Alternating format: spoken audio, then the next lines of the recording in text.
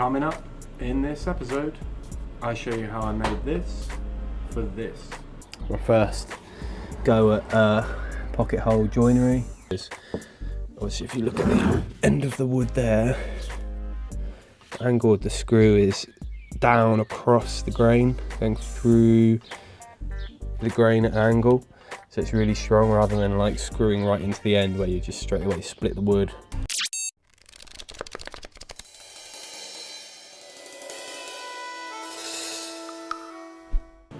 Welcome back to Vagabond Vans and this series of videos on my Fiat Ducato camper conversion.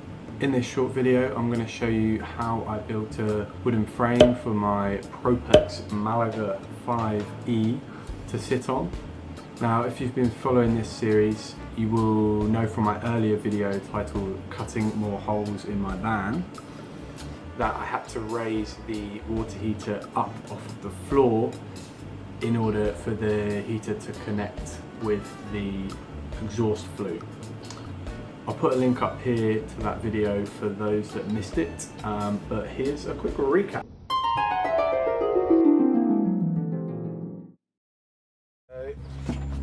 Yesterday I installed this, which is the flue for this, which is the water heater.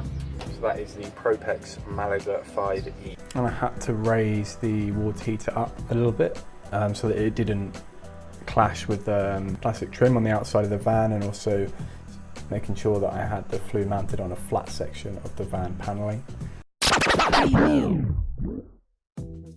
So hopefully that gives you some context for what I'm talking about in this episode. I had already taken all of the measurements that I needed to design the frame so that the water heater would line up with the flue.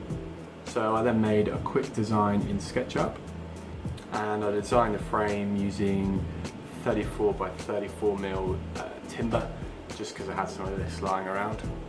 The first step in building the frame was cutting the wood to size. I then used my Kreg K4 pocket hole jig to make pocket holes in the pieces of timber. Pocket holes are a fantastic way to quickly create strong joints. I'm going to do a separate video on pocket hole joinery coming very soon, so stay tuned. My first go at pocket hole joinery.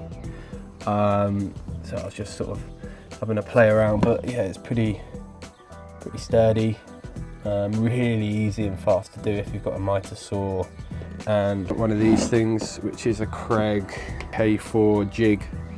So you basically clamp your wood in there, drill through here, and then that produces these holes that are on like an angle.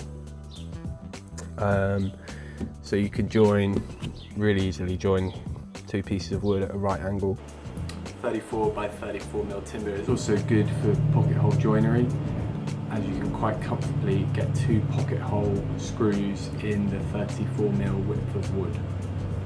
Because the screw is, obviously if you look at the end of the wood there, the angle of the screw is down across the grain, going through the grain at an angle, so it's really strong rather than like screwing right into the end where you just straight away split the wood. Yeah, so that creates really strong joints and it's really quick and easy to do. My dad came and gave me a hand the other day, and he's just screwed that to the floor and screwed the water heater to the frame, which is good. So that's all where it needs to be. That's it for this episode. I told you it was a short one. Thanks for watching. Don't forget to like and subscribe if you haven't done so already. Here's a sneak peek at what's coming up in the next episode. Ooh. So this is where I've got to with the kitchen cabinet. If we go from top to bottom, so you've got your splashback there, cutlery drawer here, then your oven grill, which is a Thetford duplex, and this is the under sink cupboard. That's the door for it there. I'm just gluing the tongue and groove cladding onto the ply door. And down here, that's my pan drawer at the bottom. Okay, so that's the worktop in, cut to size. Obviously I need to do the cutouts for the hob, which will go this side, and then the sink, which will go that side. It's going to be a good one. Thanks for watching, guys. Cheers.